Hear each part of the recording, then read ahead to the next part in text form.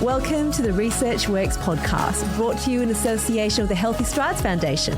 Your hosts are Dr. Dana Poole and Dr. Ashley Thornton, and we're here to interview world-leading researchers, clinicians, and people with lived experience to support your practice in being more evidence-based.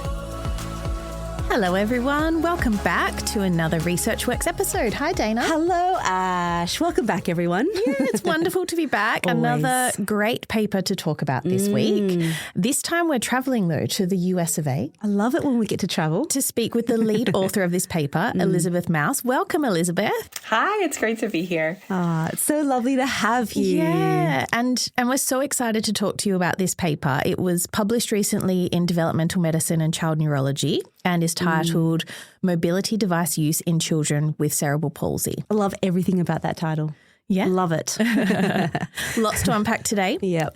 Before we do that, though, we like to ask everyone a little icebreaker question. Think of it as an informal getting to know you part of the pod. I like it. And so our icebreaker question for today, Liz, is you can bring one book, one movie and one snack to a deserted island. What are they? A book, a movie and a snack. Because we like to, we're generous. We like to keep you entertained when you're on the deserted island. Yeah. Plan ahead for your deserted island. Yeah. I'm definitely bringing peanut butter as my snack. Versatile. And I could see that being really useful on lots of things. Yeah. I think one of my all-time favorite books is by Matt Haig. It's The Midnight Library. Ooh. It's just a really nice blend of like fantasy and like universal issues that we all feel and face. I like that. I Love have to write that down. Yeah. Love that book. Yes. And then I think for my movie, I will have to say Encanto because I feel like I might need a pick-me-up on this desert island. So That is well thought through, Liz. I really like that. And that is such a joyous Thank movie. you. I love that. It is.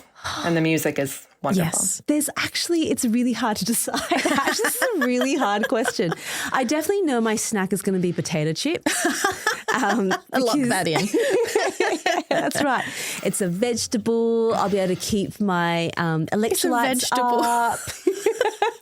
Yeah. Okay. And sometimes you need something crunchy. Like you need something that has a bit of like texture to it. Yeah. Because it feels like everything when you're stuck in a situation like that, it's just soft. You want texture, right? Yeah. When it comes to books, everyone knows I don't read a whole lot of books, which is never a good thing. But if I'm going to try to game the system a little bit, I would say it'd probably be like, I don't know, like the Lord of the Rings sort of thing. So you kind of like can combine all of them and it'll keep you entertained. Because you'll be there for a really long time. That's true. And there's usually, people analyze it, lots of different meanings to it. You can take a while to, just practically speaking. Yeah. And then when it comes to movies, I would love to say John Wick, but it makes me sound like I'm way into revenge. But I love John Wick. Again, there's the whole series. You can bring the whole thing with you. So you could like... Oh, I see. You're cheating. Yeah, I know. I believe I said one book, one movie. So if you had to pick a John Wick, come on. Okay, if it had to be John Wick, it had to be the first one for sure. Okay. Yep. I love it. Sure. Yeah. It's because I also love Keanu Reeves. There we go. Okay, now we're getting into the true motivation. That's true. So none of my stuff was particularly deep, but I had purposes and reasons for it. Oh, my stuff's not deep at all. Don't worry. Okay.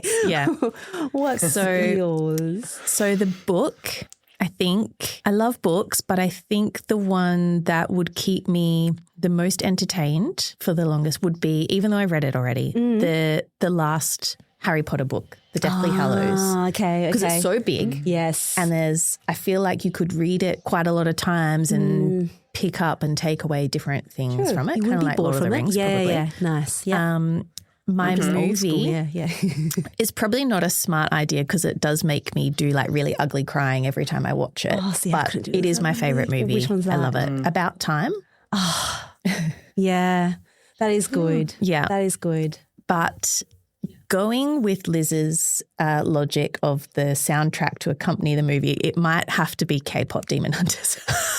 Oh my God, you're on that too? That is everywhere.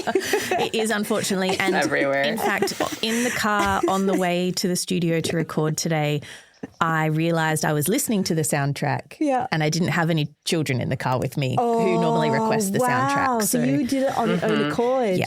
Normally you can pick out the parents because they're all bopping along to this at the moment. It is boppy. It is very boppy. Yes. Yeah.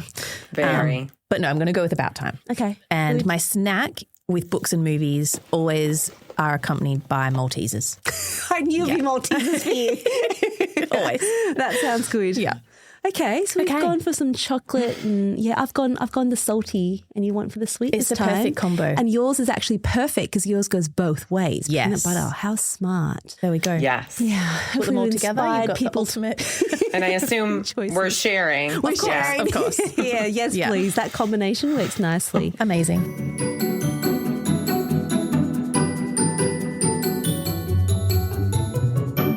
Well, we're mixing up a little bit. So now I get to do the official telling everyone a bit about you and you'll get to tell everyone about the actual article itself. Gosh, I never get to do this. Yeah. All right. So Elizabeth is a pediatric physical therapist who has worked with children with cerebral palsy and other motor disabilities for over 15 years. Elizabeth now has a PhD, is now a PhD candidate in the Pediatric Assessment and Rehabilitation Lab at The Ohio State University in Columbus, where her research focuses on accessible and effective interventions for children with motor disability and their families. I like it. It's good. Now we know a bit about you on both fronts. That's right. Yeah.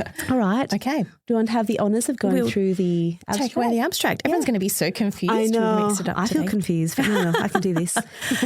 This study looked at how many and what types of mobility devices, like braces, walkers and wheelchairs, are used by children with cerebral palsy and what factors influence their use. Researchers reviewed data from 89 children aged 2 to 9 years and found that kids used more devices as they got older and as their levels of physical support needs increased, based on the GMFCS scale. Children with more severe motor difficulties, like those in GMFCS level 5, use significantly more equipment than those with milder difficulties. Surprisingly, family income and type of insurance didn't have a major impact on whether a child received equipment. While lower limb braces were widely used, other devices like walkers and standers, despite their known benefits, were underused. The findings highlight the importance of early and equitable access to mobility devices and suggest that clinicians should support families in long-term planning and advocate for better access to essential assistive technology. Love everything about that. Yeah. Yeah, really good. Let's get into it. Let's do it. Yeah. So, Liz, can we talk to start with about the motivation behind this study? You know, what clinical or service delivery gaps were you seeing that led to you trying to unpack this issue more broadly? Yeah. I mean, I think the biggest gap or one of those questions that sometimes can keep you up at night was why can't we get standards funded by medical insurance? Insurance providers would come back with rejections of the letter of medical necessity saying this child already has a walker or a gait trainer. They don't need 2 standing devices. Or they would just say that it's not something that, increases participation or the child's ability to move throughout their environment. And so they would deny these claims. And so that was really one of the reasons why we collected this data. The data was part of a background questionnaire from a larger trial, and really just wanted to know what types of equipment children had access to.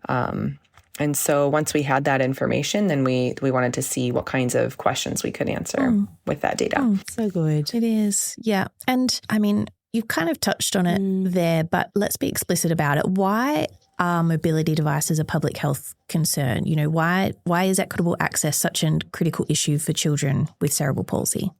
Yeah.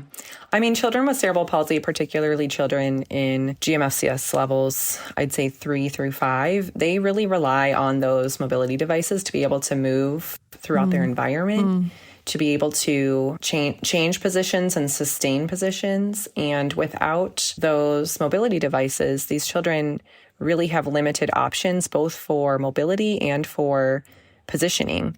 And if we think about how frequently we move throughout the day, or we fidget, or we stand up and take a stretch break, or maybe some of us have standing desks, or even just, you change your sitting position. Like if we watch the three of us throughout this, we'll probably change the way we're sitting multiple times. So children with cerebral palsy, just because their bodies don't allow them to do some of those things independently doesn't mean that they should have to stay in one position. Yeah, really taking away the options for them, aren't you? Like if they don't have access to a range of devices, it's really limiting the opportunity, isn't it? Absolutely. And I love how you said that at the beginning, Liz, where, one of the things that keeps you up at night, I can, even as you're describing it, and obviously my bias is like children should have access to this equipment. It's truly heartbreaking. It actually it really triggers something about, why we're all here doing the work that we do because we truly believe in these opportunities, and to think that you could only have one position to be in all day, every day. Yeah. It is a public health concern. It is a massive equity concern. And you've described it beautifully, but I do feel quite stirred by it. Yeah, for sure. Yeah. So Liz, what were the aims of this study for our listeners? Yeah.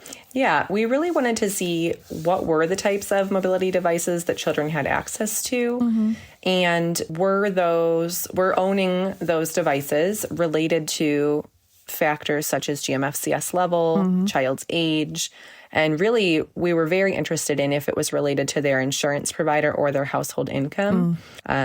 In the clinic, a lot of times we would hear that families who had the public health insurance, which requires certain income, your income has to be below a certain level to qualify for that public health insurance. We would hear that those families could get their equipment covered fairly well. And then we would hear that families that had higher incomes could afford to pay out of pocket for these types of devices. But then it left us wondering what's happening to everybody in the middle, which is a large proportion of the population. So we really wanted to see, are the number of devices and the types of devices related to these two factors? And I won't spoil the findings too much here, but it was really those two aims: number of devices and types of devices, and if they're related to these factors. I love that. Yeah.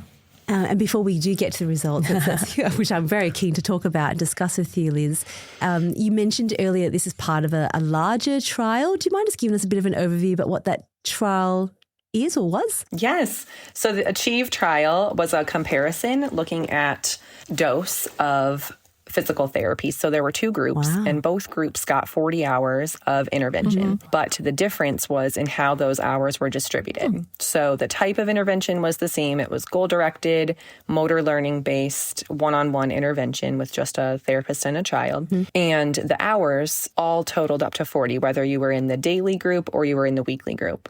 So the difference was the weekly group had their traditional model, at least this is the traditional model in the U.S., and that is 1 hour, about 1 hour a week for a prolonged period of time. And we compared that to a model where those 40 hours were condensed. And so the children came every day for 2 hours. For 2 weeks. And then they had a break. They had like a 4 to 5 month break. And then they did that again for 2 hours a day, 5 days a week for 2 weeks. And so that's how they got their 40 hours in.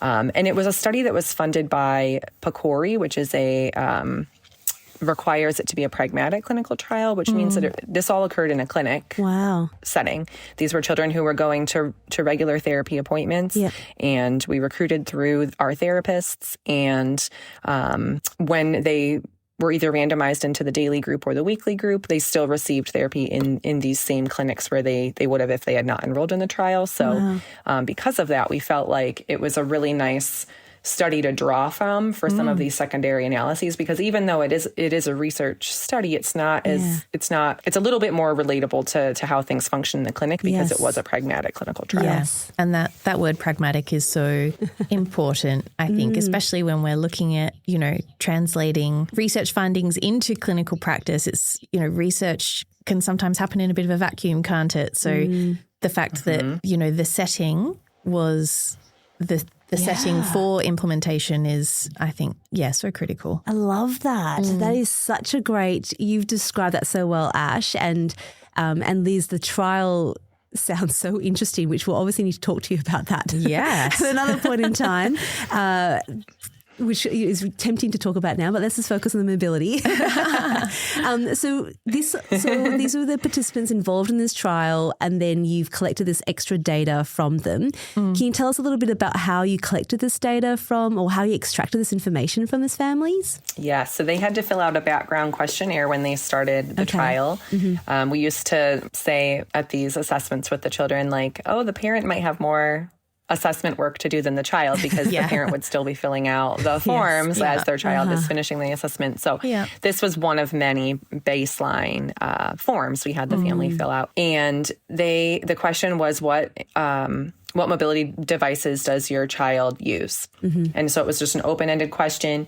Families could fill it in however they wanted. And so we had responses that were pretty broad, like leg braces. And then we had responses that were very specific, like DAFO number 4. Which is a specific type of orthoses, ankle foot orthoses. So, and we had that whole range. You know, we had activity chair, and then we had like special tomato with all these accoutrements. So what we did is we took those free text entries and we categorized them. You know, we looked at them globally and said, these are the different categories that we're seeing. We're seeing braces and walkers and wheelchairs. And we were able to fit all of those text entries into one of these categories, with the exception of a few devices that we considered other. And these were things like a adapted tricycle or some mobility devices that they didn't show up super often. And so we put them in this other category. We didn't count devices that weren't related to mobility. So if a parent said, my child uses a communication device, we didn't count that in our total count of devices, because we're focused on mobility. And then if it wasn't really like a medical mobility device, like if a parent said that their child used like support in their shopping cart or some other thing that is really like a commercially available purchase, then we didn't include that either. So we really tried to focus on medical mobility devices. Oh, fantastic. So how many participants were included? So from your trial itself, did everyone fill out these questionnaires? You pretty much got a full data set, and what did that look like? Yeah, nearly everyone who at least completed their baseline visit filled out the form. We, of course, had families that, you know, enrolled and consented and then never did any of the study activities beyond that. So those families were not included. But I think we had 89 children, which is really quite a nice proportion of the children who enrolled in the study. And can we talk about the characteristics of those children, the participants in the study? Just a really kind of overview of the characteristics in that sample. Yeah, so we recruited children across all GMFCS levels that had cerebral palsy. The children had to be between the ages of 2 and 8. And then we strategically tried to recruit similar proportions of children who were in each of these age brackets, like 2 to 3-year-olds, 4 to 5-year-olds, 6 to 7-year-olds, and then 8 to 8.99-year-olds. And so we tried to have like a wide variety. And then same with the GMFCS. We tried to target, you know, a similar proportion of children in GMFCS levels 1 and 2 as 3, 4, and 5. So we recruited children from all GMFCS levels, all ages 2 through 8. And all distributions as well. So they could have, you know, hypotonic, they could have spastic cerebral palsy, they could have hemiplegia, diplegia, quadriplegia. So there were no restrictions with all of that. Again, pragmatic. Yes. When you think about a practice and what that could look like, right? You tend to have that full range, making it a lot more applicable. For sure. So Liz, one of the strongest findings was that the number of devices increased with both age and GMFCS level. So children with GMFCS level 5 were using 5 times more devices than those GMFCS level 1. Were you surprised by how pronounced those differences were, or was that something that you were kind of expecting? I mean, I think we were expecting it. I think as we think through our clinical populations and we think about a child who's a GMFCS level 1 who maybe has leg braces, maybe doesn't have any mobility devices, and then we think all the way up to a child in GMFCS level 5 who, you know, they could have up to, if there's 8 categories in this study, they could have eight or more devices. And so we weren't too surprised that there was this, you know, 5 times greater amount in GMFCS level 5s. I do think we were a little bit surprised that there wasn't that big of a difference or a statistically significant difference between the level 5 and the level 4, because there really is a pretty big functional difference. Some children in GMFCS level 4 can sit on the floor independently, whereas children in GMFCS level 5 really need support for all upright posture. So I think some of that was a little bit surprising. But I don't think it was all that shocking. It was just nice to have that sort of validated. Whenever you have like a clinical observation that seems to be true, it's nice to have that validated. Like, oh yes, this is supported by this large data set and these, statistical tests. Yeah. And just out of curiosity, what device was used the most or reported to be used the most? Yeah. So for us, it was the leg braces. I think, some of these stats are like a little fuzzy in my mind at the moment, but I think around 75% of the sample you had reported that they used leg braces. So that's a pretty sizable proportion of the sample. That is really interesting because it's, you think of the age group 2 to 8, probably adherence and use is probably a lot higher there compared to maybe older kids as well. But it's good to know that they've got access to it. You only need to go to countries that are less developed and you go, oh, I wish I could help you to stand because, you're on your toes if you had these orthotic devices. So if 75% have them, then I suppose the question then is how do they get to use them hopefully functionally, which I think we'll unpack a little bit more. Yeah. What came next? So after AFOs or, orthotic devices, which probably has quite a big range for this whole group, what came in after that? And did any of that surprise you? Yeah. So then it was fairly close between wheelchairs and then walkers, which we considered walkers and gait trainers to be one category. Okay. And that was largely because sometimes people call it a walker and it's a gait trainer and vice versa. So we just decided to keep it all as one category. And so those numbers were not, I guess what was surprising was that there were not more children who were using wheelchairs overall, and then also that there weren't more children using wheelchairs at these younger ages. One of the results was that the likelihood of using a wheelchair increases as the child ages, and that felt very in opposition to some of the literature that suggests that children can learn to use wheel mobility devices like wheelchairs very early, and that it's beneficial for not just their ability to explore their environment, but for their socialization, their learning of cause and effect, all of these other developmental benefits that can come downstream of learning to use some form of independent wheeled mobility. That's you're right. There's this real contrast there. There's this real traditional element of skill acquisition that you might focus on the first few years where you go, look, I think we've all heard it before, don't have a wheelchair too early because they won't walk. You hear that sort of phrasing a lot of the time, and we just know it's not true. Yeah. We all have different ways of moving, but this data almost supports that may be still happening. Is that what you think, Liz? I don't know. Or is it a change in function over time? Is it? Yeah, that's right. As they again, because we know, 7 to 8 years of age, GMFCS 3, 4, and 5 do start their decline functionally. We know about that. What are your thoughts on that, Liz? I think there's so many possibilities here. I mean, children don't fit in strollers anymore when they are 5 and 6 and 7 years old. So they, you can't just take them out into the community in their stroller anymore. You need another device that they can accommodate their growing size. As children go to school, also, they want to be in a device that they can move around in maybe a little bit more independently, and maybe not be perceived as being of the age that is in a stroller. Being in a wheelchair is more of like a big kid sitting position. I think there's the potential that, families maybe have different levels of readiness for how early they want to go down this path of pursuing a wheelchair.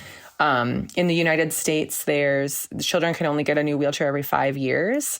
They can get modifications to their wheelchair through several times throughout that period. But if you think of a 2-year-old getting a wheelchair and needing to have that same wheelchair until they're 7, I mean, that's a lot of growth. That's a lot of just change in what you might want out of a wheelchair. Even if you can grow that wheelchair to fit that child, maybe you want different specifications and features, but you're not able to do that unless you can justify this substantial change in status. So I think there's a lot of possibilities. Yes. And that doesn't even tap into this idea that, physical therapy sessions and occupational therapy sessions may focus on these more foundational motor skills and not so much on these more, compensatory types of or environmental adaptation type ways of getting around. Yeah. And part of that, I think, is the amount of time that therapists have with children is rather limited, depending on the setting that they're working in or what insurance will pay for. And so if you can only focus on one thing, a lot of times therapists are feeling like they get the most bang for their buck potentially with the traditional skill, working on the traditional skills versus working on wheelchair mobility or something like that. Yeah. I suppose it also depends on the goals that the family and the child have as well, doesn't it? Yeah. And that evolves a lot over those years. Yes. It really does. Yes. When you're describing, a wheelchair every 5 years, it kind of reminds me of, how you get really young children have one passport when they're babies. Yes. And that is apparently applicable for many, many years. And you're like, but they look completely different. Yeah. How does that work? Yeah. And, my daughter has one from when she was 6 months old and she's now like 5 and they're 2 very different people. That's right. Yeah. When you think about the change this could be any baby. Yeah. To me, I look at it, I'm like, could be any baby. Yeah. So you can understand why you might go, okay, maybe the first passport or the first wheelchair, if we only get one every 5 years, we might not get the first one till they're a bit older.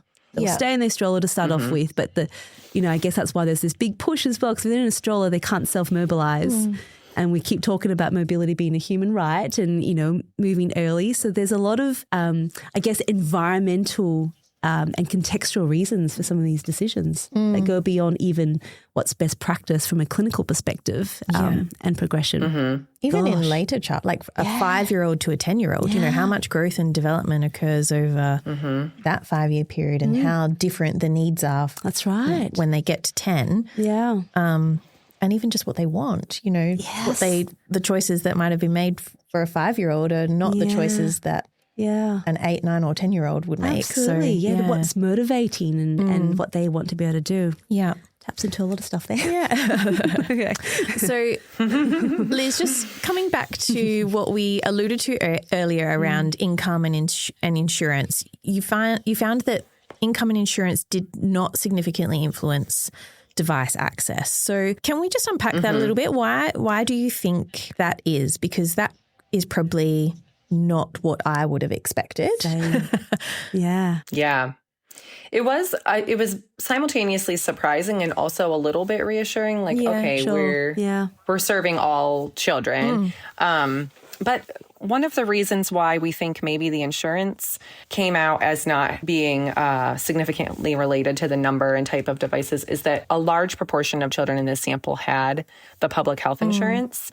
And that is, children can access that public health insurance through either their family's income if it's below a certain level, or with these qualifying diagnoses, which cerebral palsy is one of, which will then waive the income requirement to qualify for that public health assistance. So a very large proportion of the children in the study had public health insurance. And so potentially that sort of leveled things out in terms of being able to access equipment.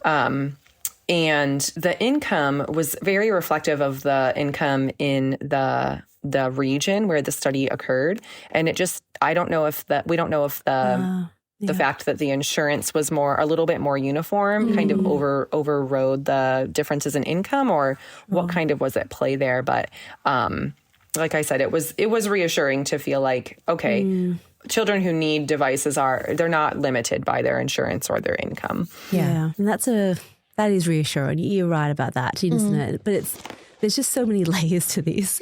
When we're talking about that, I was then reflecting back on what you said earlier about whether they have a walk-in frame or gait trainer versus a stander.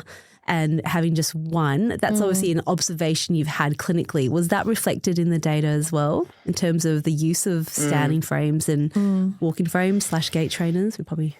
Yeah. So we didn't specifically look at if children had both a walking device and a standing device, but we did see that the proportion of children who had a stander was very low. It was, I think, around like 12 to 15% of children in the sample had a stander. And so if we think about all of the data that suggests that standers are good for many things, but especially for hip stability and preventing hip subluxations, delaying things like needing massive orthopedic surgeries. It was really surprising to see that children didn't have standers.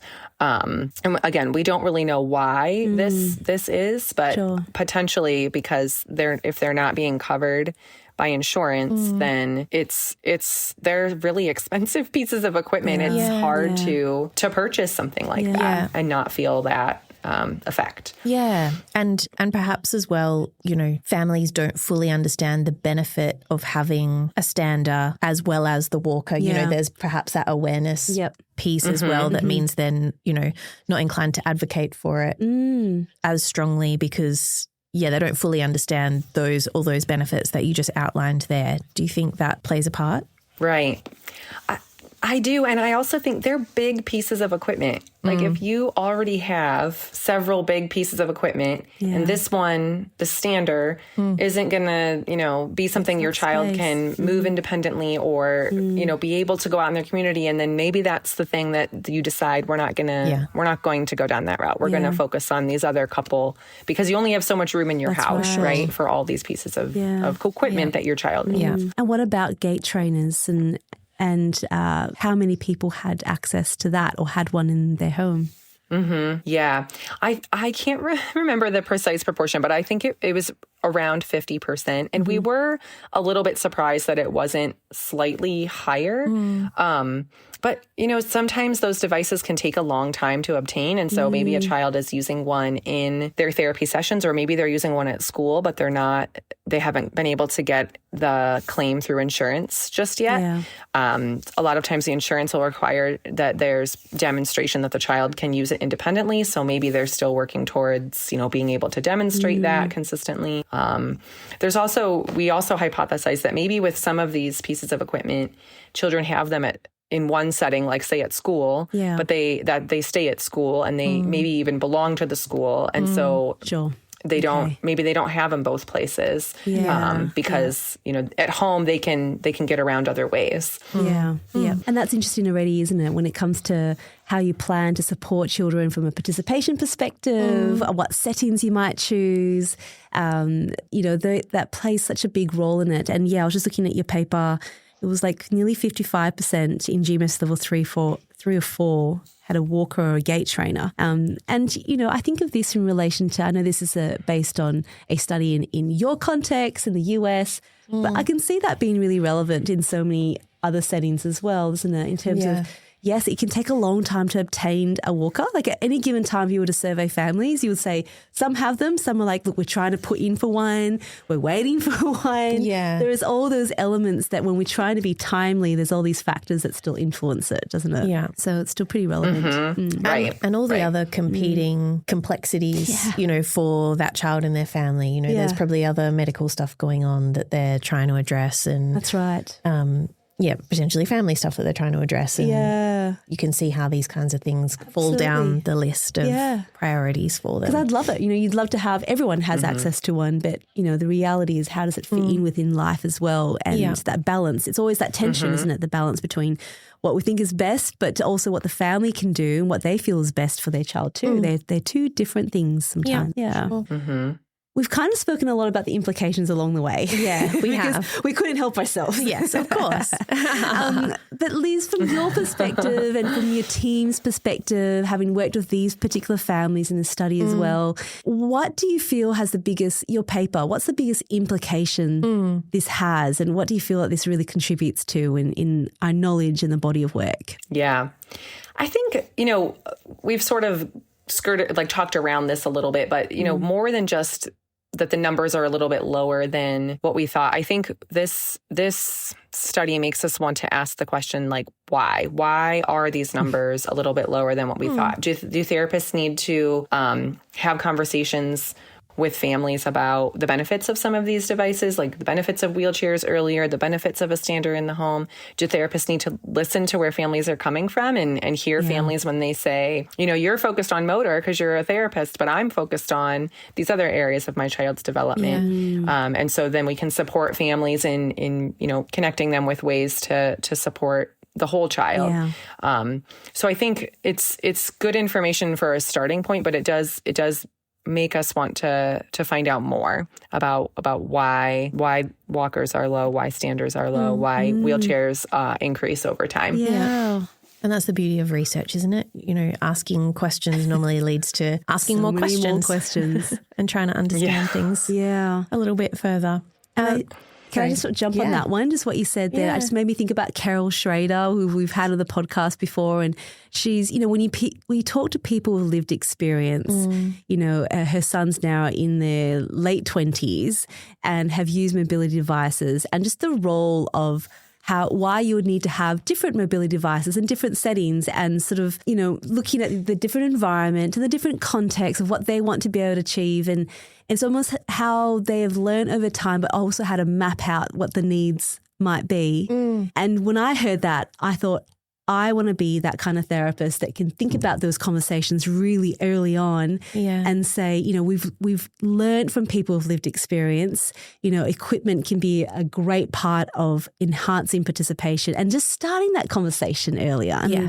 And that is part of the why, because I don't think that's always a natural part of what our intervention sessions might look like, because it's an intervention session, right? It's not necessarily a forward planning, but that is intervention in itself, and just when you said that, I thought we can learn from past experience and people who are living it right now. And like you say, start those conversations early and help shape people's expectations around the future. Yeah, that's right. Because even when you're saying we're going to need to use, recommended equipment, it's not like you're taking away from the prospect or the possibility of that child doing it themselves. But it's helping that line of inquiry, I think, early on and keeping that conversation on the table. Keeping the door open. Yeah, that's right. Yeah. So Liz, you're obviously, very busy with this big pragmatic RCT, this work that you've published now. What's next for you and your team? Yes. So all of this study, the ACHIEVE study, and all of this secondary analysis was all funded through the Pearl Lab, which is run by Dr. Jill Heathcock at Ohio State. And that's where I'm doing my PhD. I'm fingers crossed in my final year working on my dissertation.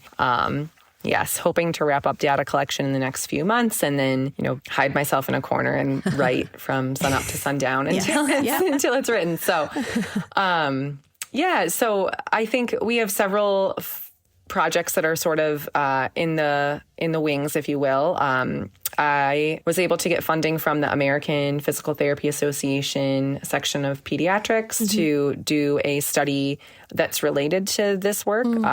So it's funded by Riften, who is a big provider for standers and other devices. And so we're going to be able to test if working with families to use standers in their home can increase their child's physical activity, can improve their sleep, and also if it has benefits for the parents as well. Beautiful. Because potentially if the children are, children and families who are being active together, especially at young ages, in the home, this is where this happens the most. And so if we can set families up with the equipment that they need to have their child be active with them, we hypothesize that maybe we can see some benefits for parents as well. Exciting work. Very. We're going to keep an eye on it and, yes, get writing because we want to talk to you about your other papers as well. For Sounds very interesting. Get going. Well, before we wrap everything up, let's head to our final segment, Tell It to Ed. So Ed, as you know, is our producer. He doesn't have a background in child health and we don't even give him a heads up about what we're talking about from day to day. So Liz, just to help him out a little bit, I'll get you to summarise this area in about 60 seconds or so. And Ed, you'll have an opportunity for a question. So take it away, Liz.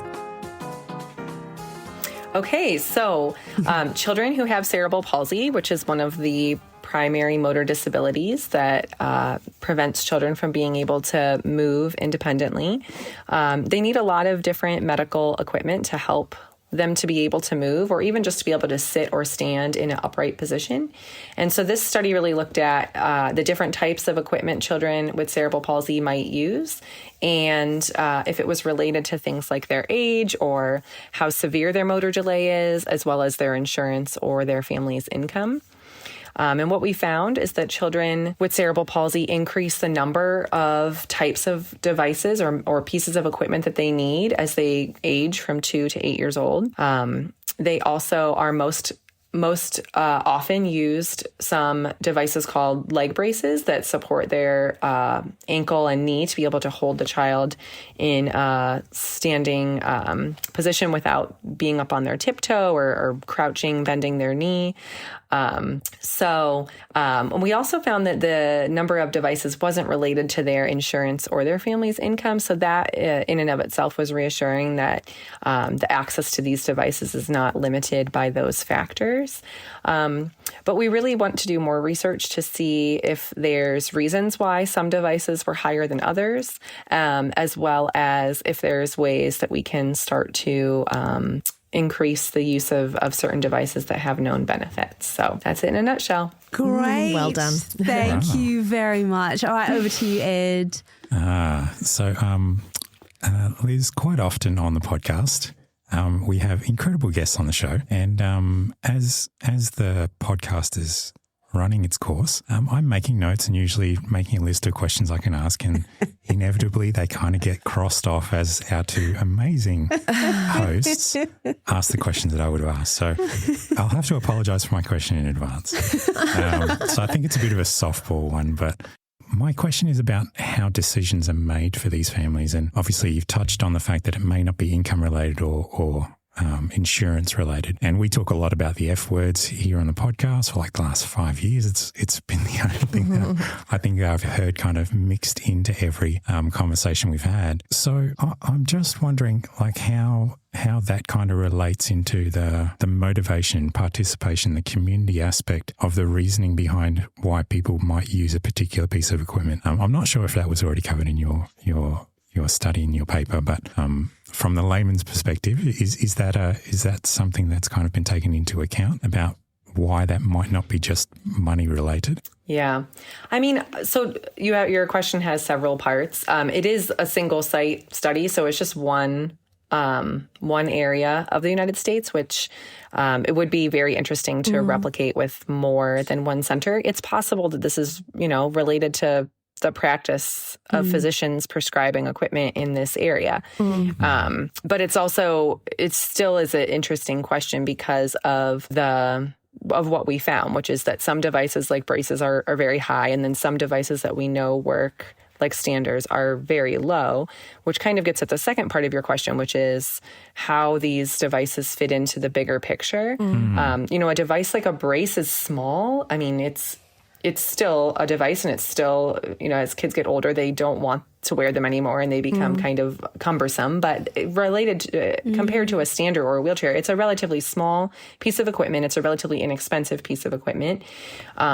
If children are wearing pants, a lot of times it hides right under their pants, and other children might not even know that the child with cerebral palsy is wearing those braces. Yeah. Whereas a standard is a big cumbersome piece of equipment that you need space to get it in your home. You need to be able to get it through your doorway. You need a spot to hold it. And then if you are going somewhere where you want your child to be able to stand, like you're going to a science museum and there's a water table and you want your child to stand in it, it's not really realistic to think that you're going to be able to bring that with you without a lot of effort. Yeah. Whereas the braces, you can bring with you pretty effortlessly. So I think you definitely have a great question there with how these devices fit into the bigger picture. Maybe the reason why families don't own standards is it just doesn't make sense to use standards at home because that's not the environment where children need to be standing with their peers. So I think, this research kind of leads to more questions, and those are just kind of some of the things we want to explore. Yeah. No, good. Yeah. Thanks, Ed. Welcome. Yeah, good question and well answered, Liz. Thank you so much for your time, for walking us through this paper, and we look forward to hearing the results of your bigger piece of work as well. But, you know, to have this as a centerpiece is just so brilliant. So thank you so much for staying up late for us as well. We really appreciate that. Thank you. So to all of our listeners, head over to researchworks.net. We'll definitely put a link of this paper there for you as well. If you want to engage with it even more, head to researchworks.academy so you can look at some of the resource that we have available for you there too. And remember, there's a CPD form that you can fill out as well if you want to keep this as part of your CPD requirements. But for now, we'll say thank you once again, Liz. Yes. Good night. Have a good sleep. And to all of our listeners, we'll talk to you all again next time. Thank you. Next time. All right. Bye, everyone. Bye.